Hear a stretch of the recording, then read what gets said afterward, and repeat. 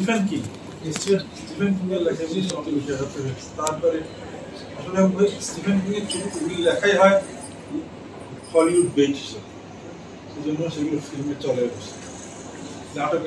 নাটকের অ্যাডাপ্টেশন এমনিতেই চ্যালেঞ্জিং, তার মধ্যে শেক্সপিয়ারের তো আরও বেশি, প্রত্যাশা থেকে অনেক বেশি। রোমিও এন্ড জুলিয়েট 1597 সালে প্রকাশিত। মূল কাহিনী লিখেছিলেন ইটালিয়ান মাত্তেও মান্দেল্লো, যে লেখাটা উপন্যাস আকারে 15 শতাব্দীতে প্রকাশিত হয়। এর প্রায় শতাধিক বছর পরে প্রথমবার পদ্যানুবাদ আর এরপরে সরল পদ্যানুবাদ, ওই দুটো থেকেই ইন্সপিরেশন নিয়েছিলেন শেক্সপিয়ার। এরপরে তো নাটকে বিভিন্নভাবে রূপায়িত হয়েছে, তার মধ্যে ওই মিউজিক্যাল হয়েছে অনেকগুলি, বিশেষ করে ইটালিতে, ফ্রান্সে বেশ কটা মিউজিক্যাল হয়েছে, ব্রডওয়েতেও হয়েছে। পরে সিনেমায় প্রথম আনলেন, এই যুগে কেউ আনেনি, স্বভাব চিত্র আসার পর জর্জ কুকার, ইংলিশ ডিরেক্টর, উনি প্রথম চলচ্চিত্রে আনলেন 36 সালে। তারপর দীর্ঘ বিরতি, এর মধ্যে অন্যান্য ভাষায় হয়েছে, কিন্তু ইংরেজিতে আর হয়নি। অনেক পরে 68-তে এটা করলেন Franco Zeffirelli, Italian film maker. ওনার জিজাস অফ নাজারেথ অনেকে দেখে থাকবে, ওটাকেই গ্রেটেস্ট এভার টেলিফিল্ম বলে থাকে অনেকে। তারপরে 96-তে এসে বাজ লুহরম্যান করলেন রোমিও এন্ড জুলিয়েট, আধুনিক আমেরিকান কনটেক্সটে, সম্ভবত নিউ ইয়র্কের দুই রাইফেল ফ্যামিলিকে দেখানো হয়েছে প্রহিবিশন এরার সময়। আর এছাড়া আমাদের উপমহাদেশে একটা অন্তত অ্যাডাপ্টেশন আছে, অ্যালবিট লুজ অ্যাডাপ্টেশন। কোনটা বলেন দেখি? ছবিটা অনেকেই দেখেছে, কোনো সন্দেহ নেই। হ্যাঁ, আচ্ছা, যা হোক। আর এরপরে আরো সাম্প্রতিককালে আরেকটা অ্যাডাপ্টেশন হয়েছে 23 সালে বোধহয়, ওয়েস্ট সাইড স্টোরি। এটা লুজ অ্যাডাপ্টেশন, এটা হয়েছে 59-এ। 60 সালে এটা অস্কার জেতে, 9টা রেগুলার অস্কার আর একটা স্পেশাল অস্কার জিতেছিল। ওখানে দেখানো হয়েছে ওই আইরিশ আর পুর্টোরিকানদের মধ্যে যে দ্বন্দ্ব, ইমিগ্রেন্টদের, সেই পটভূমিতে দেখানো হয়েছে। এটা মিউজিক করেছিলেন লিওনার্ড বার্নস্টাইন, এটা খুবই প্রশংসিত হয়েছিল। বার্নস্টাইন আঙ্গুলে বানা কয়েকটা ছবিতে মাত্র কাজ করেছে, তার মধ্যে এটাই বেস্ট। আমাদের বাংলাদেশেও তো হ্যাঁ, এটা হচ্ছে কিয়ামত। বলি, এটা আমি যা শুনেছিলাম, প্রথমে নাম দেওয়া হয়েছিল কিয়ামত থেকে কিয়ামত তক, পরে সেন্সর বোর্ডের আপত্তিতে নাকি তক বাদ দেওয়া হয়। মানে মাছিমারা কেরানিদের বোঝায় যে নকল লিখতে লিখতে দেখা যায় একটা মাছি লেগে আছে, মরা মাছি, তাতে আরেকটা মাছি মেরে ঠিক ওই জায়গাটাতে লাগিয়ে দিয়েছে। এটা হলো মাছিমারা কেরানি। বাংলাদেশে এরকম অনেক হয়েছে। হিন্দি ছবির ওই হলিউড সে বলিউড যেমন, তেমন বলিউড সে ঢালিউডও কিন্তু অনেক কম হয়নি, এবং গানগুলি পর্যন্ত হুবহু না। পশ্চিমবঙ্গে যে গানগুলি হতো, বাংলায় প্রকাশিত হতো নতুন করে, সেগুলি কথা ভিন্ন হতো, সুর এক কিন্তু কথা ভিন্ন। বাংলাদেশের সুরটাও, কথাটাও এক রাখার চেষ্টা করা হতো, করতে গিয়ে তো দর্শকদের তো না বিশ্বাস। আচ্ছা, আমরা তাহলে আলোচনায় যাই। আনন্দ, তুমি শুরু করো। বলো।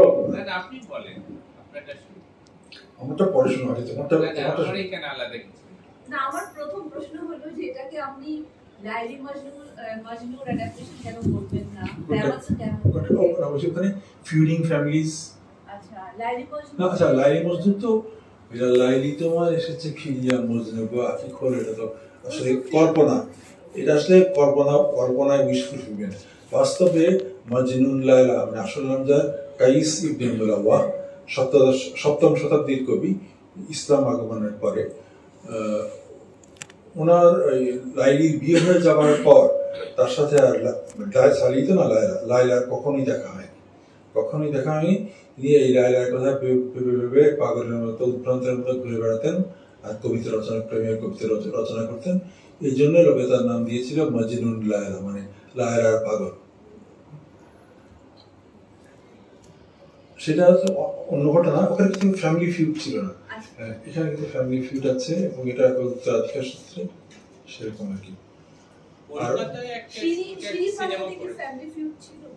আর সেই ঘটনা হচ্ছে ওই খসরু, দ্বিতীয় খসরু পারভেজ, তো উনি মুসলমানদের সাথে সংঘাতে জড়িত হয়েছিলেন প্রথমবার। তো 628 খ্রিস্টাব্দে প্রয়াত হন। কিন্তু প্রথম দিকে উনি যে ব্যাপক প্রতিশ্রুতি দেখিয়েছিলেন যোদ্ধা হিসেবে, সেনাপতি হিসেবে, দিগ্বিজয়ী হিসেবে, ওই হেরাক্লিয়াসের উত্থানের পর সেটা পুরোটাই তিনি হারান। পরে যদিও মেডিয়েভাল লেজেন্ডে বলা হয় যে হেরাক্লিয়াসের হাতে নিহত হন খসরু, আসলে ঘটনা সত্যি না। খসরু মারা যান 628-এ এবং সম্ভবত সেটা গুপ্ত হত্যা। তখন তার অবস্থান দুর্বল হয়ে পড়েছিল এবং এরপরে রোমান সাম্রাজ্যের আগেই যে পারস্য সাম্রাজ্য ইসলাম কবলিত হবে, আরব মুসলিম কবলিত হবে, এটা অনেকটাই বোঝা যাচ্ছিল। আর সিরি হচ্ছে আর্মেনিয়ান এক রাজকুমারী। আর্মেনিয়া তখন পারস্যের শাসনাধীন। শুধু আর্মেনিয়া না, এশিয়া মাইনর এবং পুরো ট্রান্স ককেশিয়া এখনকার এই পারস্যের শাসনাধীন ছিল। এই যেমন আর্মেনিয়াকে ওরা বলে আরমানি, পার্সিয়ানরা। তারপরে জর্জিয়াকে বলে গর্জেস্তান, ওদের নিজস্ব নাম আছে দেশগুলির। তো আর্মেনিয়ার এক রাজকুমারী সামন্ত রাজার মেয়ে, তার প্রেমে পড়েছিলেন এই ফারহাদ, ছিলেন পেইন্টার অ্যান্ড আর্কিটেক্ট। তো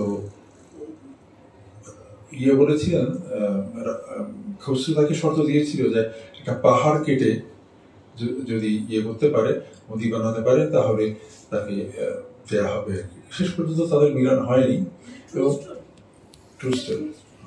শেষ পর্যন্ত মিলন হয়নি। তবে যেগুলি বিভিন্ন ভাষায় অ্যাডাপ্টেশন হয়েছে, সেগুলি আবার নতুন নতুন রূপ পেয়েছে। আচ্ছা, সেই ফারাত যেহেতু লোককাহিনী প্রথমটা কেউ লিখেনি, কাহিনীটা তৈরি হয়েছে, মিথ তৈরি হয়েছে। পরে এখন যেটা চলে, এটা লেখা, এটা নিজামির খামসা থেকে লেখা।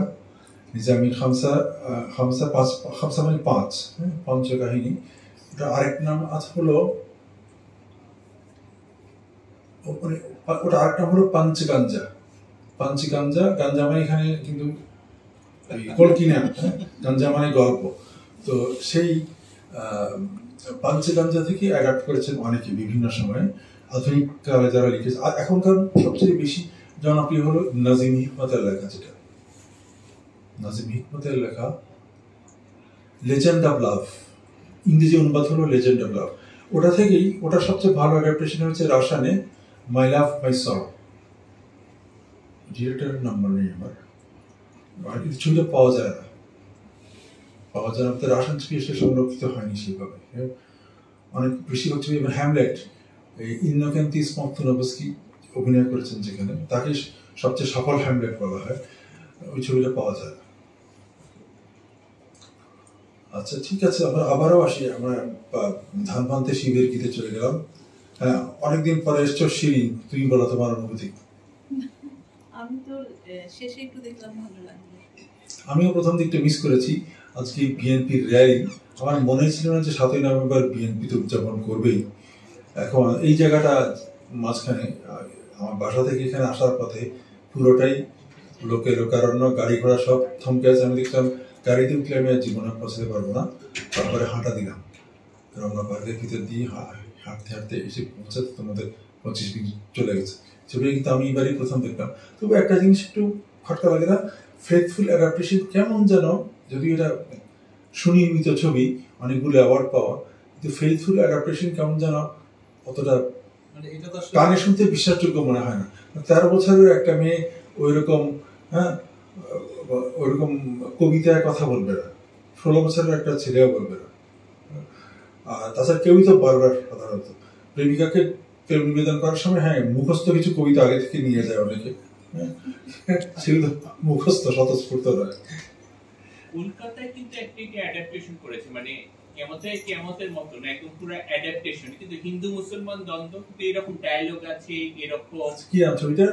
নামটা ভুলে গেছি, সম্ভবত অপর্ণা সেনের ডিরেকশন, আমি নামটা ভুলে গেছি। অপারেশনের ডিরেকশন হলে তো আমাদের জানার কথা, মানে ফেমাস কারোর তার ওই রকমই অ্যাডাপ্টেশন, একটু মানে গ্যাং আছে, আছে সবকিছু মিলে ওই রকম ডায়লগও কিছুটা। ওটা কি 29 এপ্রিল?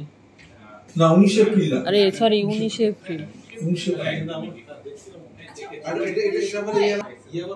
কোন সময়? মানে শেক্সপিয়ারের সময় তো অবশ্যই, শেক্সপিয়ারের সময়ও তো আমরা জানি যে রেটরিককে খুব গুরুত্ব দেয়, কিন্তু আমার খুব সম্ভবত এটা আগের থেকেই দেয়, যে কারণে হয়তো রোমিও জুলিয়েট ভাবে খুব রেটরিক্যালি কথা সেটা বলছিলাম যে ওদের মানে মেইন পড়াশোনাই তো হতো গ্রামার স্কুলের মতো ইনস্টিটিউশন। আচ্ছা একটা সায়েন্স তো মনে ছিল, এই যে যাজক যিনি এই যে পয়জনটা দিল ওদের কাছে এটা থাকে কেন? না এটা সম্ভবত আফিম কোচের কিছু একটা, যে একটা নির্দিষ্ট সময়ের জন্য সে ঘুমিয়ে থাকবে, ঘুম থেকে এর মধ্যে তো ওকে সরিয়ে ফেলবে নায়ক। মরফিন মানে মরফিন তো তখন মরফিন বলতে ইয়ে হয় নাই, তখনও এক্সট্রাক্ট করা হয়নি, এটা ওই আফিম হিসেবেই দিতে পারি। এবং তখনকার একজন ডাক্তারের বিখ্যাত চিকিৎসকের একটা বাণী আছে যে ঈশ্বর মানুষের জন্য যত ভালো জিনিস সৃষ্টি করেছেন তার মধ্যে আফিম একটা। শুনতে কেমন লাগবে?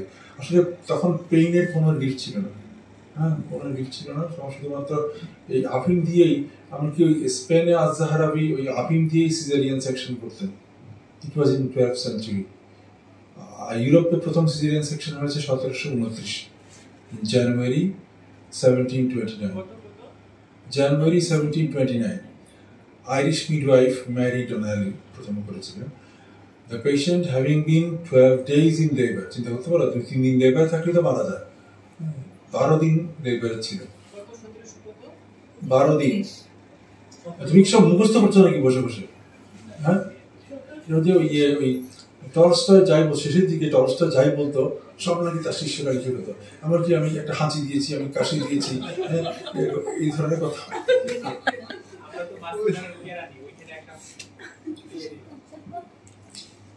আচ্ছা তারপরে না, ওর ম্যারিডোনালি কোনো অ্যানেস্থেসিয়া দেননি, অ্যানেস্থেসিয়া ছাড়াই করেছেন। অ্যানেস্থেসিয়া ছাড়াই 12 দিন যখন পেশেন্ট লেবারে তো এক্সস্টেড একেবারে মৃতপ্রায় অবস্থায়, ওই অবস্থায় মানুষের সাথে কোনো সেন্সেশন থাকে না। ও ওই ইয়ে দিয়ে, খুর দিয়ে, ইয়ে মানে হ্যাঁ মানে ওই নাপিতের যে খুর, ওই খুর দিয়ে পেট কেটে, ইউটেরাস কেটে বাচ্চা বের করে, হ্যাঁ এটা আমেরিকার কট কাটার পর তারপরে ইয়ে ওই the wound was dressed with white of egg while কথাটা এরকম লেখা ছিল, while a neighbor ran 6 miles in search of silk মানে সিল্কের সুতা and a tailor's needle। ওই দিয়েই সিল্কের সুতা আর টেইলার্স নিডল দিয়েই সেলাই করা হয়েছিল এবং রোগী বেঁচে গেছে। অবাক কথা, 12 দিন বেঁচে হোয়াইট অফ একটা আসলে কি কাজ করে? এটা অ্যান্টিসেপটিক হিসেবে। আচ্ছা যাক, আমরা আবারও সংক্রান্তরে যাচ্ছি।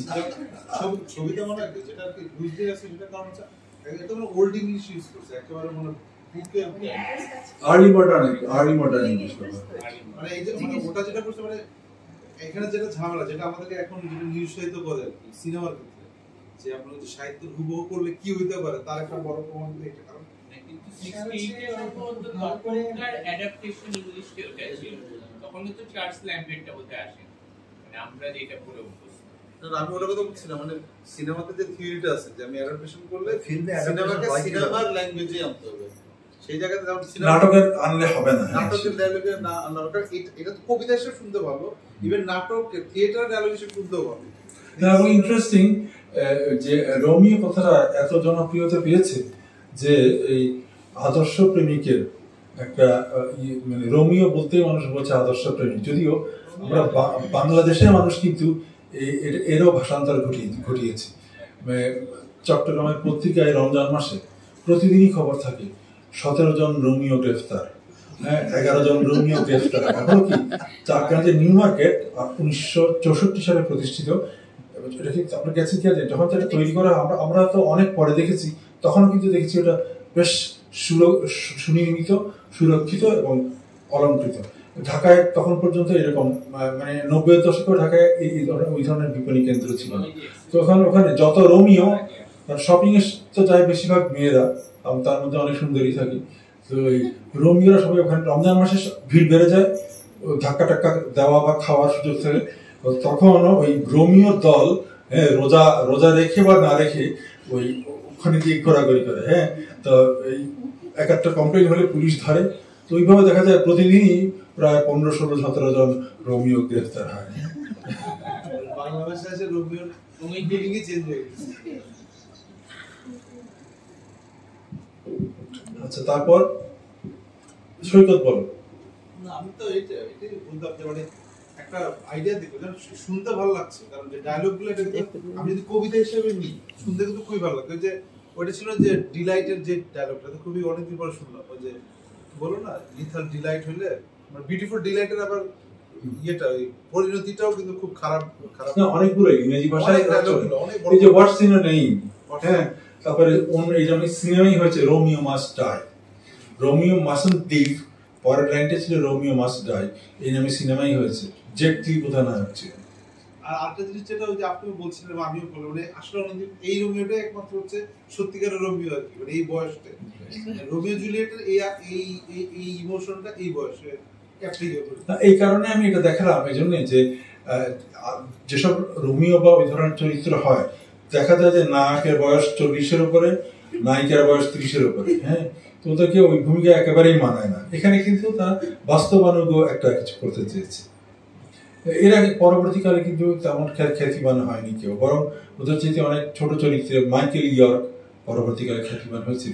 ইয়র্ক মনে হয় এই জেফি ডেল্লির প্রিয় অভিনেতা, কারণ ইয়েতেও জিজাস অফ নাজারেথে উনি যে সেন্ট জন দ্য ব্যাপটিস্টের চরিত্রে অভিনয় করেছেন। তো ইন্টারেস্টিং ব্যাপার, যেদিন দিনের বেলা আমি এই ছবিটা দেখি, জিজাস অফ নাজারেথ বোধহয় ইয়ে ছিল, ক্রিসমাসের সময় ছিল, রাতের বেলায় আরেকটা ছবি দেখতে গিয়ে দেখি মাইকেল ইয়র্ক ওখানে একটা অ্যাকশন হিরো।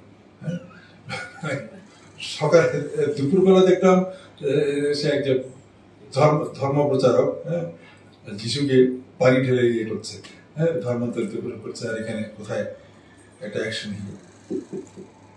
তবে একটা জিনিস আমার মনে হচ্ছে সবচেয়ে স্ট্রং যে একটা লাগছে সেটা হচ্ছে ক্যারেক্টার ড্রেস আপ এবং যে সেটটা, এইটা অনেক অথেন্টিক, মানে মনে হচ্ছে যে সত্যিকারের গবেষণা যে ওই সময় আসলে ইংল্যান্ডটা দেখতে কিরকম ছিল।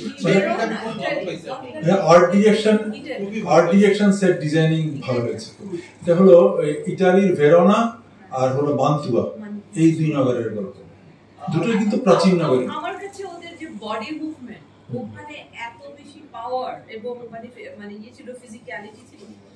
আই ফিল দ্যাট ওরা কিন্তু মানে থিয়েটার অ্যাক্টরস এন্ড অ্যাক্ট্রেস, কারণ মানে ওখানে ব্রিটিশ থিয়েটারে অনেক মানে আবেগের বহিঃপ্রকাশটা বেশি হয়। আরেকটা যে মিউজিক যেটা শুনতেছিলাম, মিউজিকটা আসলে যেটা আসলে এটা কিন্তু পরে একটা মনে কাল্ট মিউজিক হয়ে গেছে। যে কোনো রোমিও জুলিয়েটের সং থেকে এই বা ইভেন এটাও না, যে কোনো প্রেমের মুভিতেও কোনো সময় এটা একটা মেরে দিবে। আপনি যে ইয়েটা শুনতে আমির খান ছবিটা আছে না, দিলচাতার মধ্যে কিন্তু অপেরার মধ্যে এই মিউজিকটা ঢুকেছে। মানে এই মিউজিকটা কিন্তু একদম মানে রোমিও জুলিয়েটের মিউজিক হিসেবে একদম সবাই ইউজ করে। আসলে মিউজিকটা এক্সেলেন্ট, খুবই বিখ্যাত মিউজিক। অপেরা কি ছিল, ফ্লুট ছিল মিউজিকে, কি ছিল ফ্লুট তো না একবারে ফ্লুট পিয়ানো। মানে এই মিউজিকটা হচ্ছে আপনাদের আমাদের যেমন রবীন্দ্রসঙ্গীত শিল্পীরা যেটা করে, এটা তো ওদের ওই স্টাইলের মিউজিক যেটা করে মাইকেল যেটা করে, ওই এই গানটা কিন্তু করবে, এটা ধরুন ফিক্স এই গানটা কিন্তু করবে। তো আমার মতে আমি কিন্তু এটাই কি ফার্স্ট ইউজ হয়েছে আমি এটা শিওর না।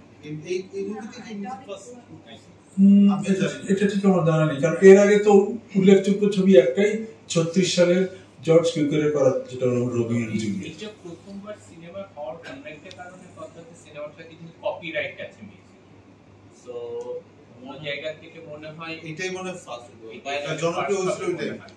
এটা সবাই অন্য জায়গায় একটা জায়গা ইউজ করলে সেটা করতে পারে। 68 টা যে টাইম আমেরিকা হিসেবে, এই টাইমের কোনো রোমান্টিক কিছু কিন্তু ফেমাস হওয়ার সুযোগ। হ্যাঁ তখন তো যে হোদারের উইকেন্ড হলো 68 এর ছাত্র আন্দোলন নিয়ে, হোদারের উইকেন্ড আমাদের এখানে 68-69 গণ অভ্যুত্থান, আমেরিকাতে ওই হিপিদের আন্দোলন তুঙ্গে উঠেছে ওই সময়। হ্যাঁ এই বিট জেনারেশন খুবই সক্রিয় ওই মুহূর্তে। তো ঠিক আছে, তুমি কিছু বলবে? তুমি এখানে চলচ্চিত্র শিক্ষিত, আমার মতো চলচ্চিত্র নিরক্ষর নয়, অক্ষর জ্ঞান সম্পন্ন কে কে আছে এখানে? হাত তোলো দেখি। তুমি আছো, তোমরা দুজনের কথা জানি। আর আচ্ছা সাব্বির কি ফিল্ম এডুকেটেড? সেতু আপা আছে, ওই কথা বলেন না, সেতু আপা তো কথা বলেন না কোনো সময়। আমি দুইটা কথা বলি। হ্যাঁ বলো। যে আমার কাছে যে জিনিসটা মনে হচ্ছে এই ছবিটার বিষয়ে, সেটা হচ্ছে এটা যে থিসিসটা, এটা আমি যেভাবে রিড করি, বেশি অনেকের মধ্যে থাকে। ধরো বরিস বেকার বিয়ে করলো, সবার আপত্তি সত্ত্বেও, পরিবার তো বটেই, বাকি সবার বন্ধু বান্ধব সবার আপত্তি সত্ত্বেও খ্রিস্টান গিয়ে একটাকে বিয়ে করলো, পরে তার ডিভোর্স হলো আরেক খ্রিস্টানদের জন্য। এখন একজন লোক বর্ণবাদী হলেই যে ওই অন্য বর্ণের বিপরীত লিঙ্গের প্রতি আকৃষ্ট হবে না, এটা বলা যায় না কিন্তু। ওটা আমার থিসিস না। তারপরে আমার কাছে মনে হয় যে সিনেমাতে যখন রিপ্রেজেন্টেশনের ব্যাপারটা আসে, তখন আমার কাছে কেন জানি মনে হয় এই ছবিটা ছাড়াও ইদানিং যে ট্রেন্ড হচ্ছে, আরো অনেক ছবি যেগুলো হয় সমসাময়িক স্টেজে, যেখানে এক ধরনের একটা ব্যাপার থাকে যেটার মাধ্যমে একটা সিস্টেম বা একটা স্ট্যান্ডার্ড তৈরি করে দেয়। তো যাই হোক সেটা। আর একটা জিনিস হচ্ছে ইটালিয়ান যে কালচার, যে বারান্দার মধ্যে মেয়েরা আছে এবং totally separate from the family, এবং ছেলেটা গাছে উঠে যে যাচ্ছে, তারপরে তার ভালোবাসার কথা জানাচ্ছে এবং সম্পর্কটা তৈরি হচ্ছে, এটাও কিন্তু ইউনিক। এটাও আমার কাছে ইউনিক লাগলো। কারণ এখন আমাদের বাংলাদেশে তো এমন একটা কালচার, যে অ্যাপার্টমেন্ট কালচার, এখানে তো গাছও নাই, বারান্দাও নাই, এখানে তো রোমিওরা আসলে আপনাদের অনুযায়ী মানে আপনার কথা এখন তো তার আগেই চলে যাবে না। শুনো, ঢাকা শহরের এই অবস্থা কিন্তু কলকাতায় হয়েছে 100 বছর আগে। হ্যাঁ, আমার মারা যখন স্কুলে পড়েন, ওদের একটা কবিতা করতে হতো। কবিতাটা এরকম যে, ভাই, পুরো কথাটা আমার মনে নেই, ভাই বেড়াতে গেছে কলকাতা, হ্যাঁ, তো সেখান থেকে আবার ফিরে এসছে গ্রামে। ফিরে আসার পর তার ছোট বোন খুব ইয়ে হয়ে জিজ্ঞেস করছে যে, দাদা কলকাতা তো গেলে ওখানে কি কি দেখলে? হ্যাঁ, তো ও প্রশ্ন করছে এরকম, তার নিজের ইয়ের সাথে, নিজের পরিবেশের সাথে মিলিয়ে, বাড়ি বাড়ি উঠান আছে, চাঁদনি রাতের বেলা, গ্রামের ছেলে মেয়ে মিশে যায় কি সেথায় খেলা। তো ইয়ে বলছে, ভাই বলছে, দূর পাগলি, বোকা গাধা, বলিস কি যে ছাই, উঠান পুকুর বাগ বাগিচা ওসব কিছু নাই, ইট পাথরের বাড়ি সেথা, ইট পাথরের ঘর, কেউ আসে না কারো বাড়ি, সবাই যেন পর। তো ওই অবস্থা কলকাতা 100 বছর আগেই হয়ে গেছে। আমরা এখন ওই অবস্থার মধ্য দিয়ে যাচ্ছি, কংক্রিটের বস্তি, ভার্টিক্যাল স্লাম। রাইট। এবং আরো দুইটা জিনিস আমার কাছে মনে হয়, সেটা হচ্ছে যে এই সিনেমাটাতে রিলিজিয়ন এন্ড ক্রিশ্চিয়ানিটি, এটারও একটা সময়ের কারণে পোশাক পরছে, ডান পায়ে একরকম, বাম পায়ে একরকম। হ্যাঁ, যে মোজাও কিন্তু এরকম পড়তে, ধরা জেন্টিলে যে ফাব্রিয়ানোর ছবিতে দেখবে যে ডান পায়ে লাল মোজা, বাম পায়ে নীল মোজা। হ্যাঁ, ওই পাইপ করা ফ্যামিলি, তারও জামাটা ছিল ডান দিকে নীল, বাম দিকে হলুদ। এই ফ্যাশনটা মাঝখানে রাশিয়ায় এসেছিল, মানে কমিউনিজমের পতনের পরপর 90-এর দশকে রাশিয়ায় এটা ফ্যাশনটা বেশ চলছিল। মানে দুর্ভাগ্যক্রমে একটা জিন্স আমার হাতে এসে পড়েছিল, এবং ততোধিক দুর্ভাগ্যক্রমে লোপাট হয়ে গেছে, ডান দিকে নীল, বাম দিকে খালি। যেখানে এটা পড়ে যেতাম সবাই থাকিয়ে থাকতো। হ্যাঁ, কথা না বলে বার্তা দেয়, কেউ না কেউ কথা বলতোই, কিছু একটা কমেন্ট করতে। হ্যাঁ, এই যে রোমিও এন্ড জুলিয়েট, এটা ঘটনাকালটা কবে? এটা ঘটনাকালটা 14th শতাব্দীর হতে পারে। তার মানে রেনেসাঁ পিরিয়ডের আগে? না, রেনেসাঁ পিরিয়ডের সময়, আর্লি রেনেসাঁ। তো আরেকটা জিনিস হচ্ছে যে, যেটা প্রথমে আমি বলছিলাম, আর এখানে দেখো, মান্তুয়া কিন্তু ভার্জিলের জন্মস্থান, এটা মনে রেখেছে। ভার্জিলের জন্মস্থান মান্তুয়া। আর কার যেন, আর তার প্রেমিকা কি যেন নাম ছিল, বিয়াত্রিশের বাড়ি হলো রাভেন্না। রাফান্না এখনো আছে, এখনো বিপুল সংখ্যক পর্যটক যায় সেখানে প্রতি বছর। আমি যেটা বলছি যে আপনি যেটা বলছিলেন যে সুনির্মিত, এটা ঠিক যে সবকিছু খুবই ওয়েল ডিজাইনড, এবং শুরুটা হয় যেভাবে যে ছোটটা একটা জোকস বা ফান থেকে ঝগড়া হয়, মানে দুই পরিবারের মধ্যে যে দ্বন্দ্ব, শত্রুতা, এটাকে প্রথম প্রতীকীভাবে উপস্থাপন করা হয় দুই পরিবারের পরিচালকদের সংঘর্ষ দিয়ে। হ্যাঁ, তারপরে এটা আস্তে আস্তে ঘটনা ঘুরতে থাকে, ঘটনার চট করতে থাকে, দর্শক বুঝতে পারে যে এরকম দুটো পরিবার, এর মধ্যে কিছু হওয়া সম্ভব নয়, হওয়াটা বিপজ্জনক, এরকম একটা ব্যাপারে মানুষ দর্শককে সচেতন করার পরে কিন্তু এই ঘটনাটা আসে, প্রেমটা আসে। এটা আজকের দিনে হলে শেষ পর্যন্ত তাদের মিলন হতো, আসলে হয় নাই, কিন্তু উপন্যাসে বা নাটকে হতো। কি বলে এটাকে?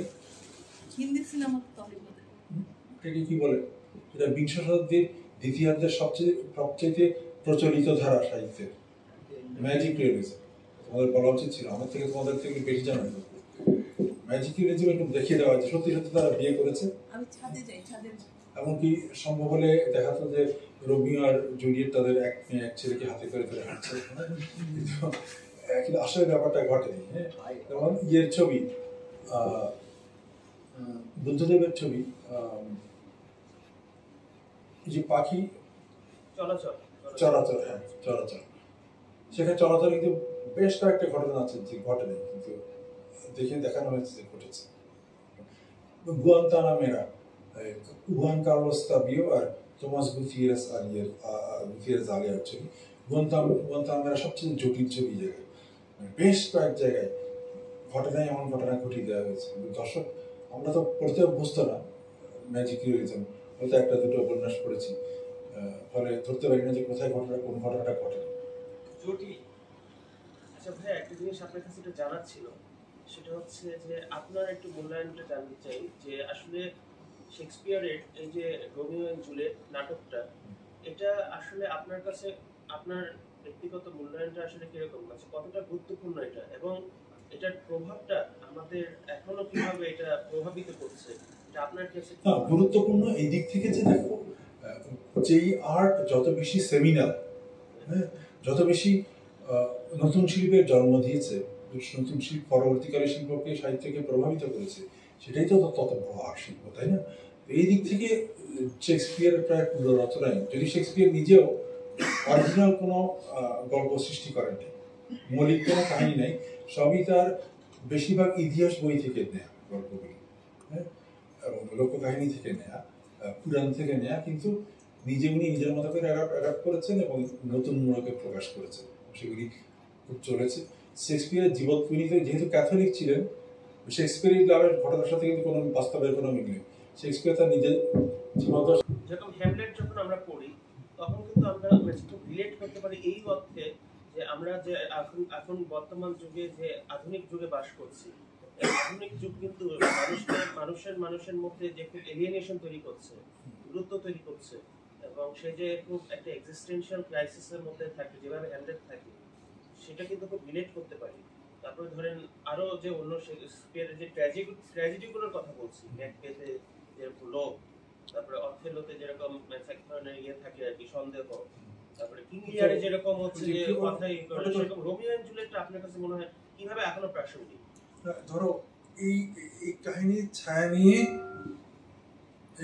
ছায়া নিয়ে কিন্তু অনেক গল্প হয়েছে, গল্প, উপন্যাস, ছোট গল্প, নাটক, এবং অনেকগুলি সিনেমা হয়েছে। একটু সিনেমার একটা দৃশ্য বা একটা একে প্রভাবিত করে নাই, হ্যাঁ, এরকম কমই পাওয়া যাবে। হ্যাঁ, রোমিও এন্ড জুলিয়েট মানে এটা অবশ্য ইউরোপিয়ান কনটেক্সটে পরে বাংলাদেশে এসেছে। শুধু যদি বাংলা সিনেমার কথা বলো তাহলে এককভাবে সবচেয়ে সেমিনাল রচনা হলো দুর্গেশ নন্দিনী, জানতো না, বঙ্কিমের দুর্গেশ নন্দিনী, বাংলা সাহিত্যের প্রথম সফল উপন্যাস। এটাই কিন্তু দেখবে পরবর্তী 100 বছরের বেশি Bangla cinema, Hindi cinema, Urdu cinema কোনোটাই আর ওই গল্পের ওই ফরম্যাট থেকে বেরিয়ে আসতে পারে। দুর্গেশ নন্দিনী যে স্ট্রাকচার, ওর থেকে আর বেরিয়ে আসতে পারে। অথচ কেউ আজকাল দুর্গেশ নন্দিনী পড়ে না, অথচ এটা সবচেয়ে সেমিনাল, বাংলা সাহিত্যের সবচেয়ে সেমিনাল রচনা দুর্গেশ নন্দিনী উপন্যাসটা। বঙ্কিমের সবচেয়ে মৌলিক রচনা যেটা সেটাও কেউ পারে না, কমলাকান্তের দপ্তর। এমন একটা সময় সাইকেডেলিক লিটারেচার, এমন একটা সময় ইউরোপে তখন সাইকেডেলিক লিটারেচার আসে, বঙ্কিমের এটা সবচেয়ে অরিজিনাল রচনা সেই অর্থে। ইউরোপের সাইকেডেলিক তো আর্ট তো জনপ্রিয় করেছে প্রথম বিটলস, সেটা তো 60-এর দশকের প্রথম দিকে। তার আরো 80-90 বছর আগে বঙ্কিমটা লিখে গেছে কমলাকান্তের দপ্তর। এটা ফ্রেঞ্চে অনুদিত হয়েছে সম্ভবত সাম্প্রতিক। তাহলে আজকে আমরা এখানে শেষ করি। আচ্ছা হ্যাঁ, আমাদেরকে একেবারে আউলে দিলে আপনারা, আমি তো বুঝি না তোর মধ্যে ফুটুলিজম। হ্যাঁ আপনি বললেন না, রোমিও অ্যান্ড জুলিয়েট এটাই প্রথম না, আরো দুইটা বোধহয় আমি দেখেছি। তো এটাও আরেকবার দেখেছিলাম। হ্যাঁ, তো ওইটা দেখেছিলাম। আমার আসলে পরীক্ষার সময় এরকম অনেক সিনেমা দেখতে হয়েছিল। তো যেটা এখন হচ্ছে সেটা হচ্ছে যে একটা এজে সিনেমা দেখতাম একরকম, জাস্ট ফর এন্টারটেন, তারপরে এত ডিপলি ভাবতাম না আসলে। কিন্তু কিছু মোমেন্ট খুব লেগে থাকতো। মানে আমার জাস্ট ছোটবেলায় মনে আছে যে একটা, এই যে সালমান শাহর একটা সিনেমা দেখেছিলাম যেটা জেলখানায়, কি যেন নাম, এটা সত্যের মৃত্যু নেই। ওইটা দেখে যেই ইমোশনটা, মানে আমি যতবার এই সিনেমাটা এখনো যদি দেখি কান্না পায়। আমি জানি না এটা অনেকের, সেখান থেকে আমি যদি টেনে নিয়ে আসি, তারপর ফিল্ম যখন পড়তে শুরু করলাম তখন একভাবে পড়েছি বা লিখতে হয়েছে, সেই কারণে পড়েছি, দেখেছি। তো এখন যেটা আবার এই যে এখন দেখি বা আপনার সাথে রেগুলার সিনেমাগুলো দেখছি, আগ্রহ যাচ্ছে। তো যেটা হচ্ছে যে এখন একটু নতুনভাবে দেখি। এখানে একটা সিনেমার মধ্যে তো অনেক কিছু থাকে যুক্ত, যে রাজনৈতিক প্রেক্ষাপট, কালচার, ডিফারেন্ট কালচার আমরা দেখতে পাই, পোশাক, সময়, এগুলো তো দেখতে পাচ্ছি নানানভাবে। আমি বলতে পারি কম, সুন্দর বলতে পারি না, কিন্তু নিজের ভেতরে অনেক কিছু কাজ করে।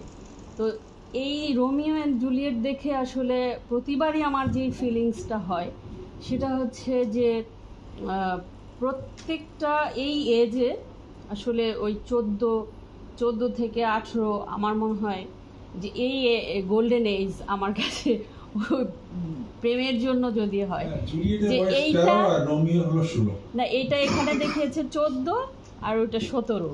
হ্যাঁ, তো যেটা হয়েছে যে এই সময়টা আসলে গোল্ডেন এজ, কারণ কিছু আর মানে আমার মনে হয় মাথায় কিছু থাকে না, মানে কি হবে, কি হতে যাচ্ছে, কি মানে কি ঘটবে। তো ওই সময়টা যতবারই এই সিনেমা দেখি বা হচ্ছে এই এজের ছেলে মেয়ে দেখি, হ্যাঁ, তা আমার ভেতরে এই জিনিসগুলো, এদের এই সময়টা একটা খুবই কি বলবো, যে এটা না চাইলেও না বললেও আসলে মানুষের ভেতরে, একটা মেয়ে একটা ছেলের ভেতরে এই জিনিসটা কাজ করে। কারণ তারা নতুনভাবে, মানে এটা প্রাকৃতিকভাবে আমার মনে হয় এই ফিলিংসটা আসে। হ্যাঁ, কিন্তু এই ফিল্মের যে একটু শেষ করি, যে এই ফিল্মের যে ইয়েটা আমি আরও দুটো দেখেছি বা এটা দেখেছি, এটার মধ্যে যেই কিছু কিছু জায়গায় আমার ফ্যাক্ট লাগেনি, আবার কিছু কিছু জায়গায় লেগেছে। যেমন হ্যাঁ, যেমন হ্যাঁ লাগেনি, যেটা হচ্ছে যে এখানে বারান্দার ক্ষেত্রে আমি জানি না, মানে এর আগেরটাতে এরকম ছিল না যে এত বড় বারান্দা বা হচ্ছে সাধারণত একটা এরকম একটা ছোট মেয়েকে একটা সেপারেট একদমই পেছন দিয়ে এত এরিয়া জুড়ে এরকম জায়গায় আসলে একটা এরকম বয়সের একটা মেয়েকে থাকতে দিবে কিনা, সেটার একটা আরেকটু বাউন্ডারি বেস অবশ্যই ইয়া হবে, সেটা একটা আমার কাছে ইয়া মনে হয়েছে। এবং কেউই আসলে মানে দেখতে পায়নি, মানে ইয়ে ছিল না। ইন্টারেস্টিং হবে কি এখানে ওই যে ব্যালকনি সিন নাটকের, এটাই কিন্তু নাটকের সবচেয়ে জনপ্রিয় অংশ সারা পৃথিবীতে। হ্যাঁ হ্যাঁ, তো মানে হ্যাঁ হ্যাঁ, তো এই একটা লেগেছে। আর একটা হচ্ছে যে ও ইয়ের বিষ খাওয়ার ক্ষেত্রে যেটা হয়েছে যে এটাই আসলে ওই সময়টা সে এমন একটা সময় যে সে প্রথম একটা পুরুষের সান্নিধ্য পেয়েছে বা একটা ছেলে একটা মেয়ের সান্নিধ্য পেয়েছে, সেই সময়টাকে আসলে আমার মনে হয় বাস্তবে মানে এখনো যদি কোনো নতুন কাপল আসলে ওরকম একটা ইয়ে হয় যে এই সময়টা কখনো কোনো মেয়ে আর একটা ছেলের ক্ষেত্রে আমি তো বলতে পারবো না, কারণ ছেলের মন আমি বুঝতে পারবো না, কিন্তু একটা মেয়ের ক্ষেত্রে আমার কাছে মনে হয় যে সে কোনোদিন সেটা ভুলতে পারবে না, কোনোদিন সেটা সে ছাড়তে পারবে না। তো সেই জায়গা, হ্যাঁ সেই ধরেন এই আমাদের বয়সে এসে যে ব্যাপারে যেসব ব্যাপারে আমাদের নস্টালজিয়া হয় সেগুলো সব কিন্তু ওই সময়কার ঘটনা। হ্যাঁ, যে মরে যেতে চায়, সে দেখলো যে আচ্ছা ঠিক আছে আমাকে এমন একটা দেওয়া হয়েছে, আমি অন্তত বিবাহ মানে ভিন্ন একটা পুরুষের থেকে বিবাহ থেকে আমি বাঁচতে পারবো, আমি 48 ঘন্টা বা 40 ঘন্টা আমি আসলে অচেতন হয়ে থাকতে পারবো। এইটা আসলে ওর তখন মানে এটাই বেস্ট সমাধান ওর কাছে হয়েছে। আচ্ছা, আর কিছু বুঝতে পেলাম না যে গালা দিয়ে সিল করে যে চিঠিটা পাঠায় ওটা কি নায়ক পায়নি? না পায়নি, কারণ ওটা হচ্ছে যে গাধাটা পরে পৌঁছাইছে, হ্যাঁ হ্যাঁ চলে গেছে, কিন্তু ওরা তো ততক্ষণে চলে যাচ্ছে আর গাধাটাকে তখন ঢুকতে দেখাচ্ছে। ভুল ইনফরমেশন আগে গেলেই আরো বেশি মুশকিল, যে ইয়েতে সে মানে ভুল ইনফরমেশন কিন্তু সে আগ্রহ নিয়ে ইনফরমেশন দিতে গেছে, ভুল ইনফরমেশন মানে সে না যায় নাই। আর স্মার্টফোন তাহলে ওদের ভালোবাসাটা বিশ্ব সাহিত্যে কিন্তু সাথে হতো আর কি, ওই রাত্রে ওই বারান্দায় এগুলো ভালোবাসা হতো না। এটা তো আসলে একদম প্রেজেন্ট টাইমেও আমরা আসলে অলওয়েজ দেখতে পাই যে এরকম প্রেম ঘটিত ব্যাপারে হচ্ছে মিলন হচ্ছে না, মরে যাচ্ছে, বিষ খাচ্ছে, ফাঁসি দিচ্ছে, এটা ঘটছেই আসলে। বিশ্বসাহিত্য কেন্দ্রে পরকীয়া প্রেমীরা যা হয়, বিশ্বসাহিত্য কেন্দ্র ওই British council, American cultural centre, তারপরে ওই এইসব যেখানে এই শিল্প বোদ্ধাদের ঘোরাফেরা সবখানে দেখা যায় যে ওই সক্রিয় থেকে পরকীয়া হবে। কেন্দ্রের বটতলায় যায় দেখেন ওইখানে ওগুলাই হচ্ছে, পরকীয়া হচ্ছে না, পরকীয়া ছাগলটানেও হয় ভাই, প্রান্তেও হয়, সব জায়গাতেই হয়। হ্যাঁ, সেটা বলছি না, আমি বলছি যাতে ওটা এভাবে নেমে না আসে, সবসময় উঁচু হয়ে থাকে এবং দুজন যেন দুজনের খুব বেশি কাছাকাছি আসতে না পারে, ওইরকম রেস্ট্রিকশনও ছিল। অনেক কিছু ইউরোপের দেশগুলিতে চেস্টিটি বেল্টের প্রচলন ছিল, স্বামী বউকে রেখে যদি কোথাও যায় তাহলে স্ত্রীকে চেস্টিটি বেল্ট পরিয়ে যেত, যাতে ওই চেস্টিটি বেল্ট বিদীর্ণ করে কোনো কিছু করা সম্ভব না হয়। হ্যাঁ,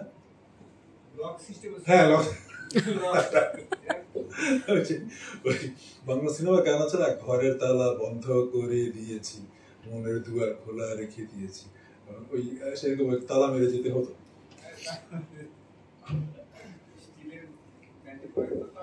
আচ্ছা ঠিক আছে, আমরা আজকে শেষ করি।